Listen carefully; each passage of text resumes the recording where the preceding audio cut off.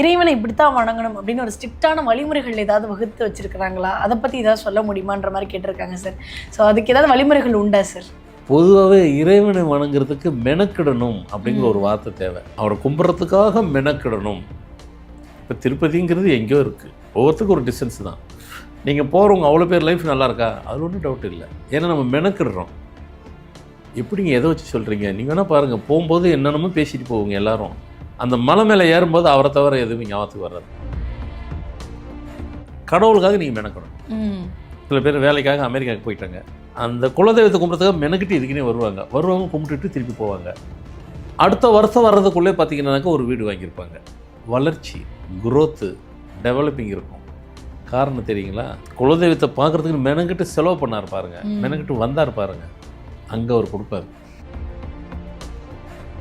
மக்கள் நல்லா இருக்குன்னு சொல்லி தான் தவம் இருந்தாங்க, உலகம் நல்லா இருக்குன்னு சொல்லி தான் தவம் இருந்தாங்க. அப்போ பிரத்யேகருக்காக இருக்கணும். அப்போ நீங்கள் தவம் தான் இருக்கணும். அவங்களாம் தவம் இருந்து கிடைச்சதை தவம் இல்லாமல் கிடைக்கணுன்னாக்கா இறைவனை நம்ம டார்ச்சர் பண்ணக்கூடாது, அவரை ஃப்ரீயாக விடணும். நீங்கள் ஒரு முறை சொன்னாவே கனெக்ட் ஆகிடுவாங்க.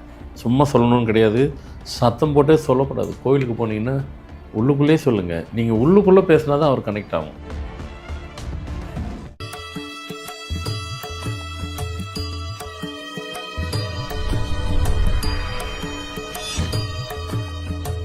ஃபார்மட் நியூமராலஜி நேயர்களுக்கு நர்மதாவின் அன்பான வணக்கம். நம்மளுடைய சேனலில் தொடர்ந்து பல்வேறு விதமான ஆன்மீக தகவல்களையும் ஃபார்மட் நியூமராலஜி சம்பந்தமான பதிவுகளையும் பார்த்துட்ருக்கோம்.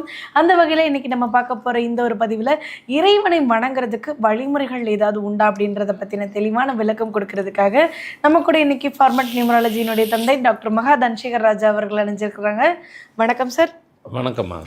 சார், இப்போ இறைவனை நம்ம எப்படி வேணால் வணங்கலாம் அப்படின்றத நம்ம எல்லா பதிவுகளையும் நீங்கள் இறைவனை அப்படி வணங்கணும், இப்படி வணங்கணும், இப்படி படையல் பண்ணுங்க எல்லாம் சொல்லியிருக்கீங்க சார். இருந்தாலும் கூட இறைவனை இப்படித்தான் வணங்கணும் அப்படின்னு ஒரு ஸ்ட்ரிக்டான வழிமுறைகள் ஏதாவது வகுத்து வச்சுருக்கிறாங்களா? அதை பற்றி ஏதாவது சொல்ல முடியுமான்ற மாதிரி கேட்டிருக்காங்க சார். ஸோ அதுக்கு ஏதாவது வழிமுறைகள் உண்டா சார்? பொதுவாக ஆன்மீகங்கிறது அது ஒரு கடல்.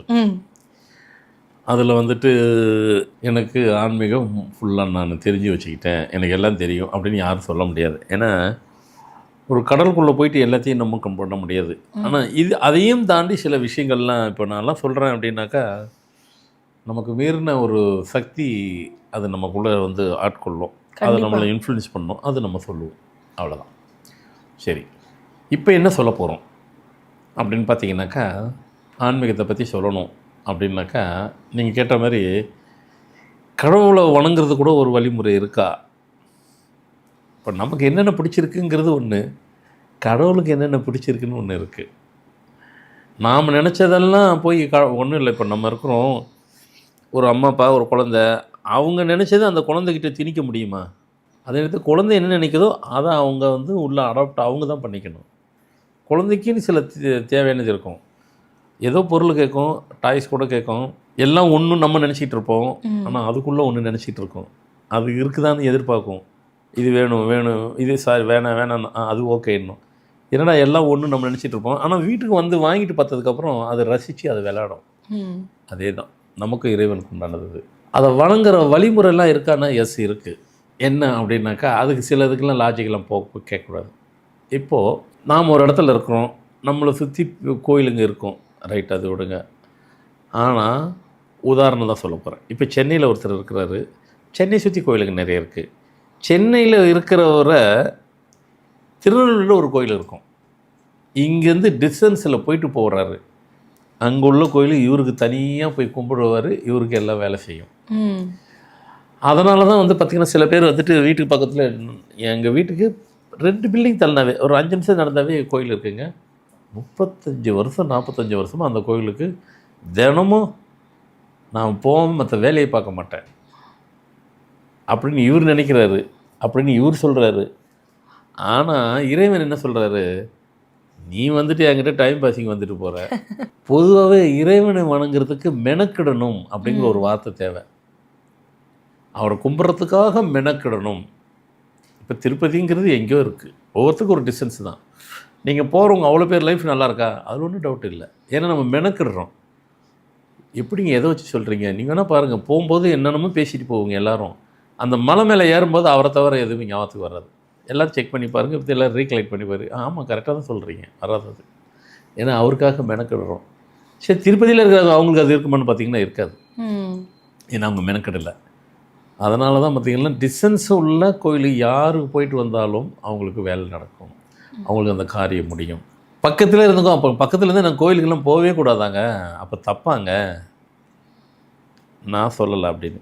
நம்ம சைடில் மனுஷனாக நம்ம ஹியூமன் பீயிங்காக இருந்து நமக்கு 1000 இது இருக்கும். ஆனால் இறைவன் அப்படி நினைக்கிறாரு. தன்னை பார்க்க வரவங்க தன்னுக்காக அவங்க மெனக்கிடணுன்ட்டு. மெனக்கிட்டாதான் அது காரியம் சித்தியமாகும். ம். திருச்சியில் இருக்கிறவங்க சென்னையில் உள்ள கோயிலுக்கு வரணும், சென்னையில் உள்ளவங்க திருச்சிக்கு போகணும், மதுரையில் உள்ளவங்க கன்னியாகுமரிக்கு போகணும், கன்னியாகுமரியில் உள்ளவங்க திருச்சிக்கு வரணும். நீங்கள் அதுக்காக பக்கத்தில் இருக்கிற கோயிலுக்கு போகக்கூடாது அப்படிலாம் நான் சொல்ல வரல. கடவுளுக்காக நீங்கள் மெனக்கிடணும். ம். சில இப்படி சொல்கிறேன் பாருங்கள், சில பேர் வேலைக்காக அமெரிக்காவுக்கு போயிட்டாங்க, அந்த குலதெய்வத்தை கும்பிட்றதுக்காக மெனக்கிட்டு இதுக்குன்னே வருவாங்க, கும்பிட்டுட்டு திருப்பி போவாங்க. அடுத்த வருஷம் வர்றதுக்குள்ளே பார்த்தீங்கன்னாக்கா ஒரு வீடு வாங்கியிருப்பாங்க. வளர்ச்சி, குரோத்து, டெவலப்பிங் இருக்கும். காரணம் தெரியுங்களா? குலதெய்வத்தை பார்க்குறதுக்கு மெனக்கிட்டு செலவு பண்ணார் பாருங்க, மெனக்கிட்டு வந்தார் பாருங்க, அங்கே அவர் கொடுப்பார். இப்போ புரிஞ்சிருக்கேன் எல்லாத்துக்கும். ஆமாம்ல, கரெக்டு தான், நான் மெனக்கிடுறேன் அதுக்குன்ட்டு. அப்போது இறைவனை வணங்குறதுக்கு மெனக்கிடணும். ஏன்னா நீங்கள் நல்லா இருக்கிறதுக்கு அவர் மெனக்கிடுறாருல்ல.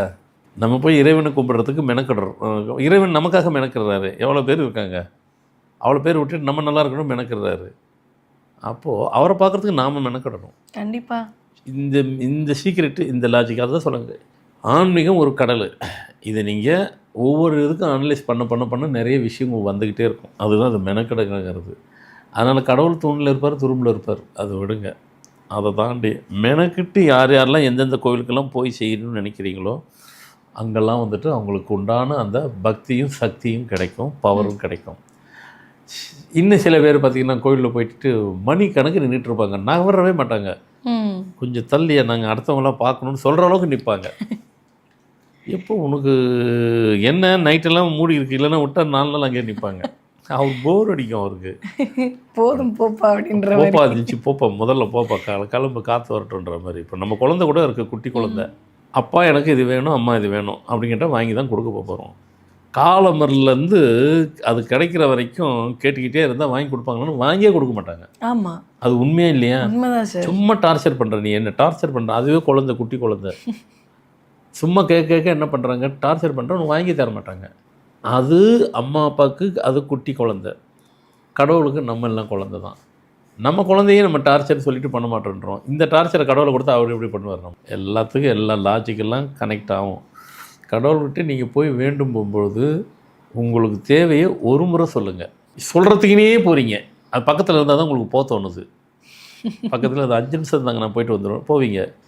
எவ்வளோ நாள் அது கேட்டுட்டு இருக்கிற, நீ என்ன கண்டுக்க மாட்டேன்ற, டெய்லி வர 3 வருஷமாக வந்துக்கிட்டு இருக்கிற, ஒன்றும் செஞ்ச மாதிரி இல்லையே, டார்ச்சர் பண்ணிங்கன்னு வைங்களேன், செய்யணும்னு தோணுது. இப்போ நம்ம கூட தான் இருக்கோம், ஒருத்தன் சும்மா ஃபோன் போட்டுக்கிட்டு சும்மா அது டார்ச்சர் பண்ண செய்ய மாட்டோம்.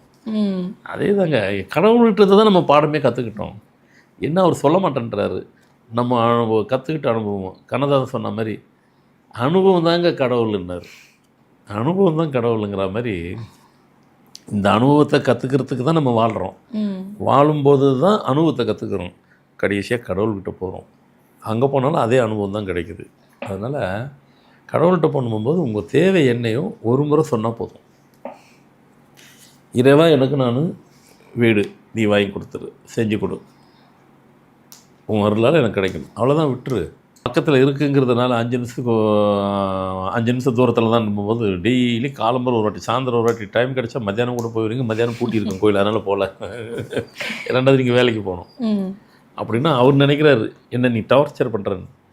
இன்னும் சில பேர் கேட்பீங்க, அப்போ கடவுளை கும்பிட்றது டார்ச்சர் மாதிரி தெரியுதா அப்படின்னு நினச்சிங்கன்னா, அப்போனா அதுக்கு இன்னொன்று இருக்குது. அது உங்களால் முடியும்னா அதை செய்யுங்க. அப்படின்னா என்ன, உங்களுக்கு ஒரு இதை பெரிய நகர்த்தணும் செய்யணும் அப்படின்னா நீங்கள் பிரத்யாருக்காக தான் இருக்கணும். அப்படின்னா அதுக்கு பேர் என்ன தெரியுமா, தவம் இருக்கணும். சித்தர்களாக இருந்தாங்க தெரியுங்களா, ஒரு சித்தர் கூட அப்படியே தவம் இருந்தாங்க. தவம் இருக்கும்போது நான் எனக்கு ஒரு குறைஞ்சது ஒரு 10 காரு 20 வீடு வேணும் அப்படின்னு எந்த சித்தரும் தவம் இல்லை. மக்கள் நல்லா இருக்குன்னு சொல்லி தான் தவம் இருந்தாங்க. உலகம் நல்லா இருக்குன்னு சொல்லி தான் தவம் இருந்தாங்க. அப்போ பிரத்யேகமாக இருக்கணும். அப்போ நீங்கள் தவம் தான் இருக்கணும். அவங்களாம் தவம் இருந்து கிடைச்சதை தவம் இல்லாமல் கிடைக்கணுன்னாக்கா இறைவனை நம்ம டார்ச்சர் பண்ணக்கூடாது, அவரை ஃப்ரீயாக விடணும். நீங்கள் ஒரு முறை சொன்னாவே கனெக்ட் ஆகிடுவாங்க. சும்மா சொல்லணும்னு கிடையாது, சத்தம் போட்டே சொல்லக்கூடாது. கோவிலுக்கு போனீங்கன்னா உள்ளுக்குள்ளேயே சொல்லுங்கள். நீங்கள் உள்ளுக்குள்ளே பேசினா தான் அவர் கனெக்ட் ஆகும். சவுண்டு போட்டு சொன்னீங்கன்னாக்கா சவுண்டு சர்வீஸ் மாதிரி போயிடும். சவுண்டு சர்வீஸில் இருந்து நம்ம என்ன பண்ணோம், விட்டுருவோம். அதே தான். அதான் முதல்ல கேள்வி என்னது, இறைவனை வணங்குவதில் கூட வழிமுறை இருக்கா? இதுதான் வழிமுறை. தெரிஞ்சவங்க இதை கரெக்டாக அப்படியே அடாப்ட் பண்ணிக்கிங்க. தெரிஞ்சவங்களோட தெரியாதவங்களும் அதிகமாக இருக்கும் பர்சன்டேஜ், 90%. இப்போ நான் சொன்னதை இனிமேல் அடாப்ட் பண்ணிக்கிங்க, யூஸ்ஃபுல்லாக இருக்கும்னு நினைக்கிறேன். கண்டிப்பாக சார். இந்த ஒரு விஷயத்தை பார்த்ததுக்கு பிறகு வந்துட்டு எல்லாருமே வந்து இறைவனை எப்படி வழிபாடு பண்ணணும், எங்கே இருக்கிறவங்க எங்கே போய் வழிபாடு பண்ணால் சிறப்பானதாக இருக்கும் அப்படின்றத தெரிஞ்சிருப்பாங்க. ரொம்ப நன்றி சார். வணக்கம்மா.